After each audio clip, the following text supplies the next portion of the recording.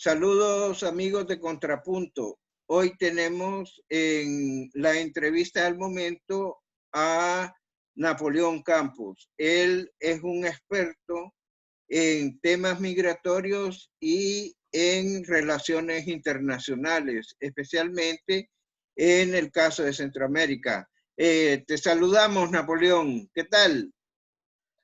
Juan José, un gran gusto después de varios años podernos ver, aunque sea remotamente, pero gracias a estas tecnologías estoy muy bien y qué bueno que gracias a estas tecnologías podamos estar con los amigos y amigas que siguen a Contrapunto. Así que es un honor regresar a colaborar a Contrapunto, Juan José. Muchísimas gracias. Bueno, igualmente te damos las gracias.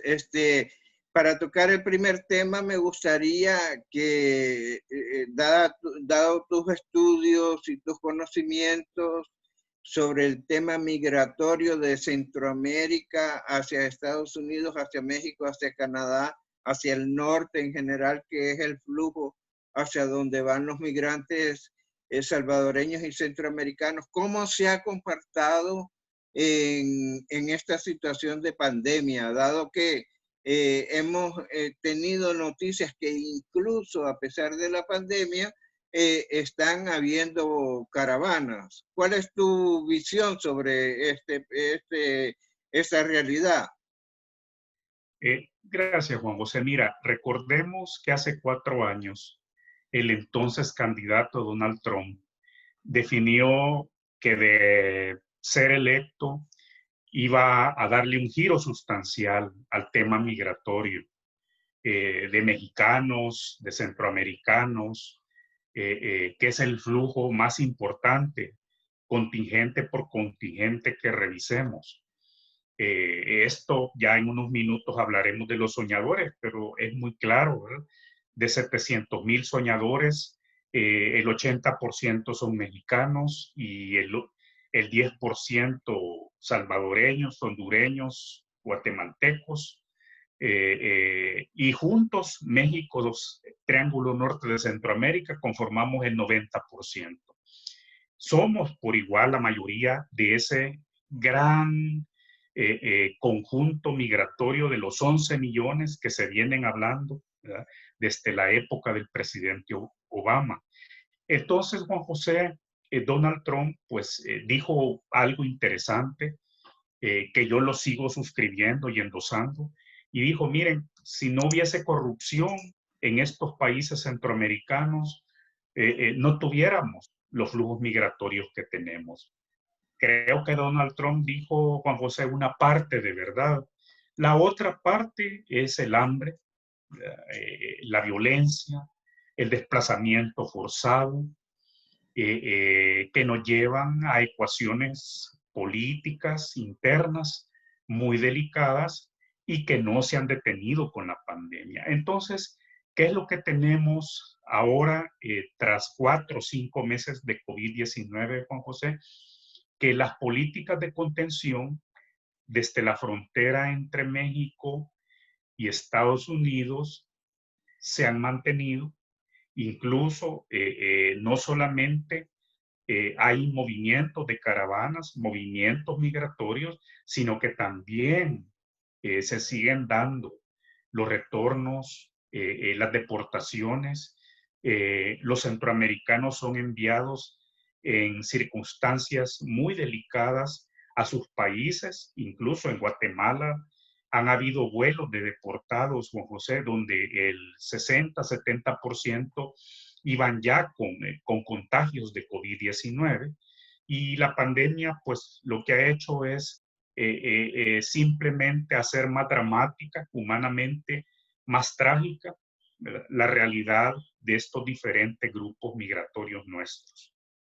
¿Usted tiene alguna idea de números de flujos que se están dando de centroamericanos, al menos mexicanos? Porque ayer estuve escuchando en unos comentarios de CNN que decían que en los últimos días había habido una gran cantidad de entradas de mexicanos hacia Estados Unidos, sin importar nada de la contención que hay del muro, ni de toda la represión que hay contra el sector migrante. Sí, pero fíjese, Juan José, yo le voy a dar cifras en este momento, pero es interesante que también hay cifras de retornados voluntarios Sí, afectados por la sí. crisis económica, por el choque económico que ha provocado el COVID-19 dentro de Estados Unidos.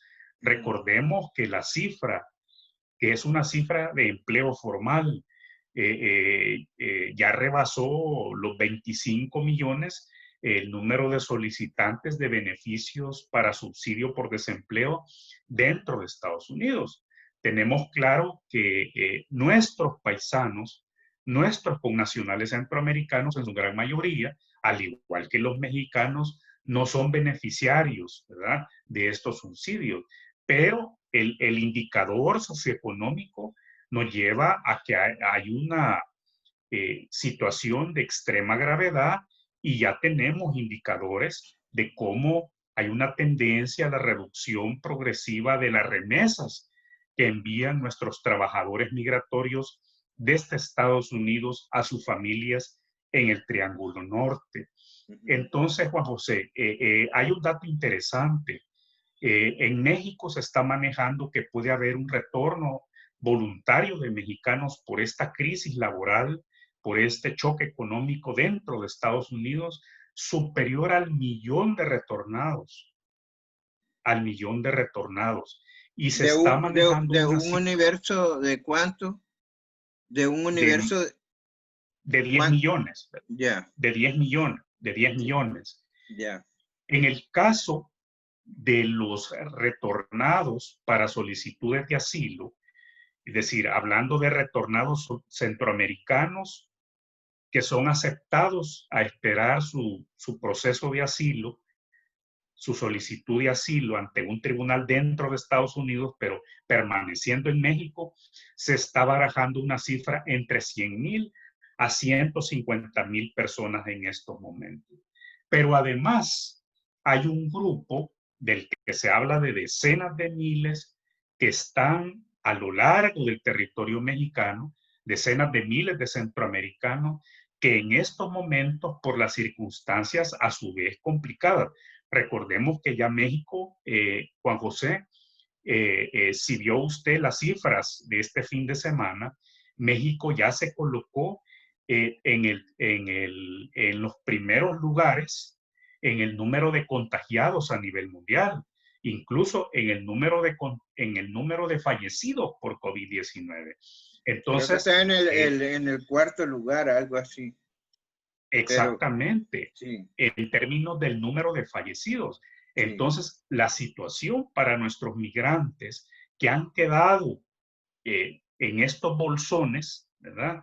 De control territorial, en estos bolsones de confinamientos, en estos bolsones de cuarentenas dentro de México, es un número indeterminado, pero se está hablando, le insisto, entre 100,000 a 150,000 Correcto. connacionales centroamericanos, pero hay también grupos de haitianos, Sí. hay también grupos de africanos, hay también grupos de suramericanos, sobre todo de los países andinos. Es decir, hay una realidad muy dramática porque aquí regreso al inicio de lo que estamos conversando, Juan José, hay hay un claro objetivo político del presidente Trump, aún de cara a las elecciones de noviembre, que él, a pesar del COVID-19, no va a detener su política y hay cifras que está manejando la administración Trump de que se ha reducido la migración de centroamericanos que intentan ingresar a Estados Unidos en un 85 a un 90%. Correcto. Y ya que usted me mencionaba, Juan José, y con esto concluyo esta partecita de nuestra plática, cuando ya teníamos coronavirus, pero no se llamaba COVID-19 todavía, se dio la última caravana desde Honduras hacia el norte del continente. Y es un indicador del hambre, de la hambruna que pueda estarse agudizando en el Triángulo Norte de Centroamérica, Juan José, es que han habido 2 intentos de caravanas también desde Honduras las últimas semanas. Entonces, Juan José, no quisiera que sucediera, pero pareciera, usted y yo que venimos de esta generación que sufrimos la guerra civil en El Salvador, que nos tocó vivir la crisis regional de los 80, y allí dejamos nuestra adolescencia, nuestra juventud en esa crisis, posiblemente estén las condiciones preparadas para que tengamos una nueva crisis humanitaria, sobre todo en el Triángulo Norte, por la expansión del hambre, por la reducción de remesas, por la falta de empleos derivados del COVID-19 y de los malos manejos de la pandemia, que es el otro gran factor, ¿verdad?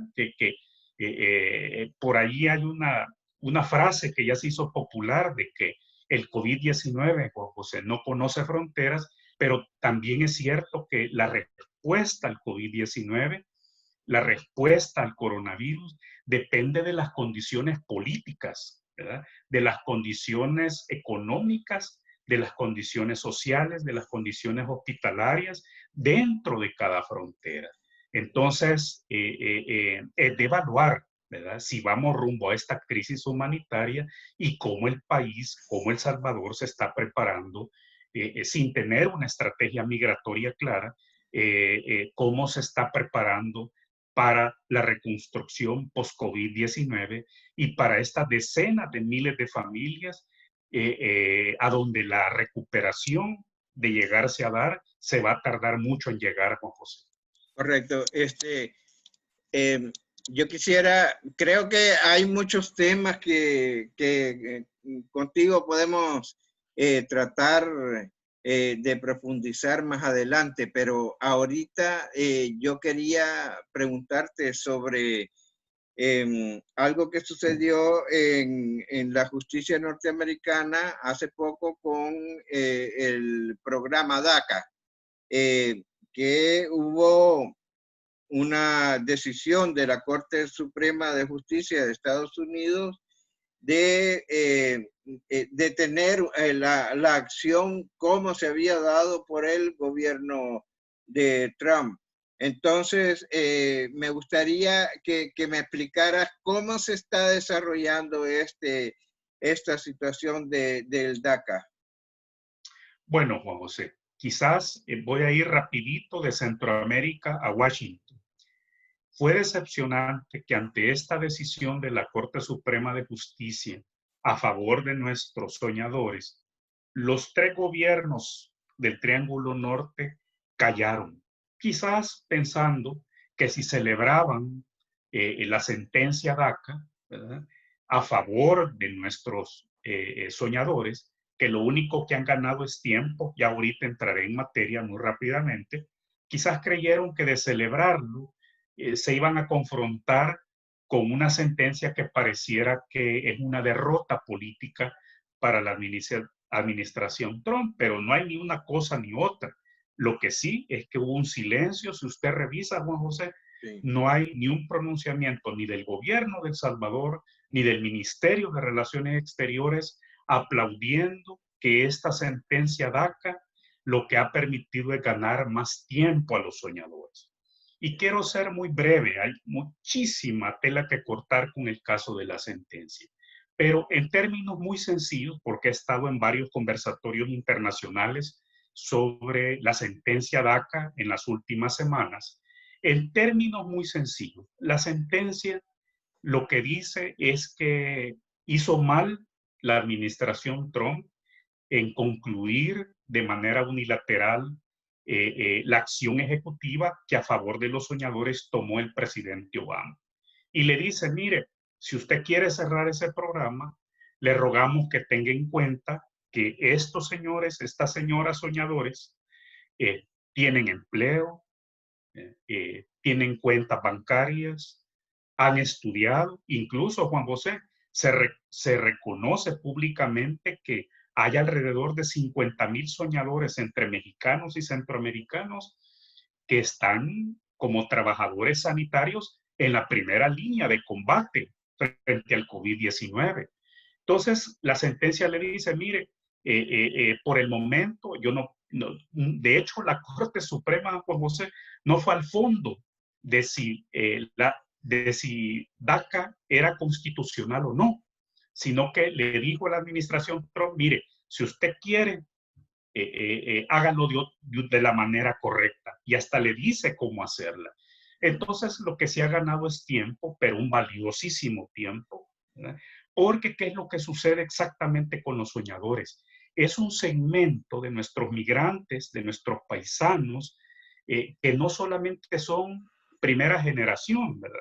Porque fueron llevados chiquitos, ¿verdad? Niños o adolescentes de nuestros países a Estados Unidos, sino que también han realizado lo que se ha dado, usted lo sabe, por siglos en llamar el sueño americano. Estudiaron, organizaron empresas, son personas sin récord delincuencial, son personas productivas, ya dije, hay alrededor de 40,000, 45,000 soñadores que están en la primera línea de combate al COVID-19 en todo Estados Unidos. Entonces, Yo es un tengo, grupo muy... por cierto, tengo amigos que sus hijos están en laboratorios, en médicos, son estudiantes de los años finales de medicina o se están profesionalizando y están ahí en la primera línea de combate y son parte de este grupo de soñadores. Es increíble. Claro, claro. Algunos que cuando yo he ido a Estados Unidos y me he reunido con sus padres, los hijos casi no hablan español. Claro, así es. Ahora, lo interesante es que, eh, aunque estén callados los gobiernos de Centroamérica, quienes nos interesa que no estén callados están apoyando las espaldas de los soñadores, que son las empresas que los tienen contratados. De hecho, son 5 recursos que han regresado de la Corte Suprema a cortes distritales, Texas, Nueva York, California, etcétera. Entonces, Juan José, la gran pregunta es, ya que los soñadores se han vuelto como el gran emblema de todo nuestro contingente migratorio, sin olvidar, Juan José, que gracias a un recurso de una niña salvadoreña, se logró detener también la anulación por parte de la administración Trump del TPS, ¿verdad? Claro. Y aquí hay una diferencia que quiero marcar. Nuestros soñadores son alrededor de 28,000, casi 29,000, Juan José. Pero con el TPS nos estamos jugando la estabilidad de más de 200,000 salvadoreños. Y esto aparte de los 11 millones, ¿verdad? Es decir, aquí vamos por grupo. Nuestros contingentes migratorios, Juan José, son una capa de la cebolla.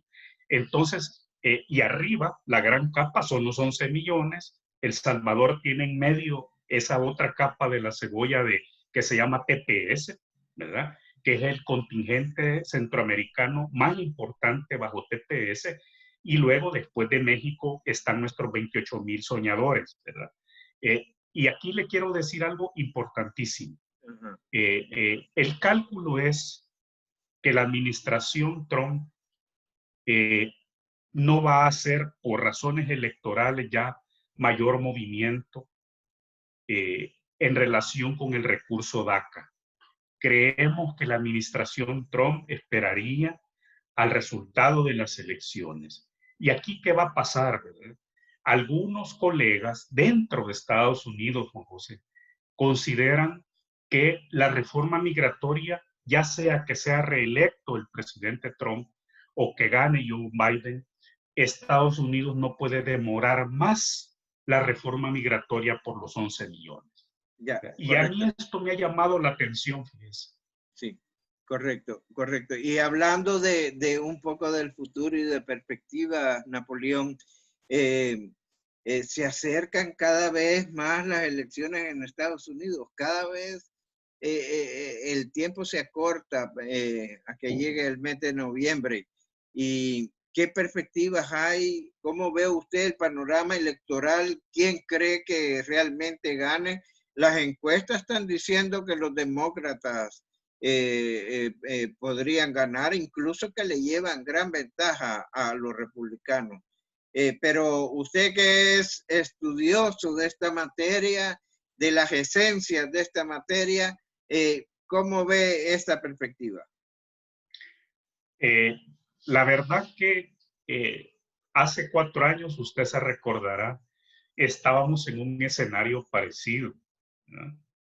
Todas las encuestas favorecían a la señora Hillary Clinton, ¿no? Pero el resultado, y de hecho, el voto nacional, se recuerda usted las cifras, ¿verdad? Sí, sí, Más o sí, menos. fue mayor de Clinton que Trump. 2 millones, dos Sí, millones de votos. exacto. Pero en Estados Unidos el voto nacional, usted sabe que no sirve. Sí, Lo que sirve es el voto por estado. sí, sí. Y entonces la campaña del entonces candidato Donald Trump fue muy hábil y ganaron en los estados claves. La diferencia, ¿cuál es ahora? La diferencia son las miles de personas en la calle, ¿verdad? Protestando después del asesinato, ¿verdad? Del ciudadano George Floyd en Minneapolis, en medio de la pandemia. La diferencia es la pandemia misma y el shock económico que está provocando dentro de los Estados Unidos. Y en tercer lugar, que algunas encuestas están indicando que en esos estados claves donde ganó Donald Trump, pareciera que allí sí está tomando ventaja Joe Biden. Sí. Si esto se llegara a producir, le digo, no lo sabemos, ¿verdad? Yo creo que lo que suceda la primera semana de noviembre en Estados Unidos sigue siendo, como nos lo enseñó hace 4 años Juan José, una moneda en el aire. Pero creo que lo interesante para nosotros es que gane quien gane, pareciera que el 2021 va a ser el año de la reforma migratoria.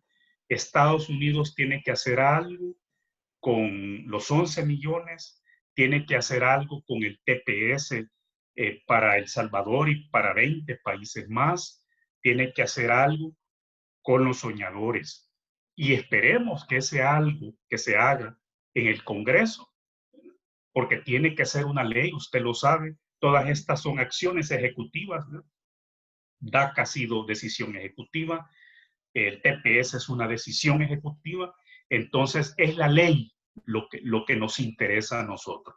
Ojalá, Juan José, que independientemente del resultado, el pronóstico que nos dan algunos de los colegas sea que el próximo año haya reforma migratoria del tamaño que sea, con las limitaciones que sea, pero que se haga algo, una ley a favor de nuestros diferentes contingentes migratorios. Y yo me sumo a ese optimismo, realmente, Juan José. Correcto. He entrevistado a varios compañeros y colegas compatriotas que viven en Estados Unidos y dicen lo mismo. Entonces, es una gran esperanza para nuestros países también y para la población que vive en Estados Unidos. Así Napoleón, es, así es. te damos las gracias. Creo que más adelante vamos a tener que volver a tener un encuentro para que nos des más detalles y más de tus apreciaciones que son muy valiosas para entender la realidad que estamos viviendo. Te damos las gracias por haber estado en esta entrevista y hasta la próxima y éxitos en tu desempeño. Igualmente, Juan José, éxitos para usted y para Contrapunto. Un gran saludo a todos sus seguidores, a sus lectores de Contrapunto. Muchísimas gracias. Igualmente. Hasta la próxima. Hasta la próxima.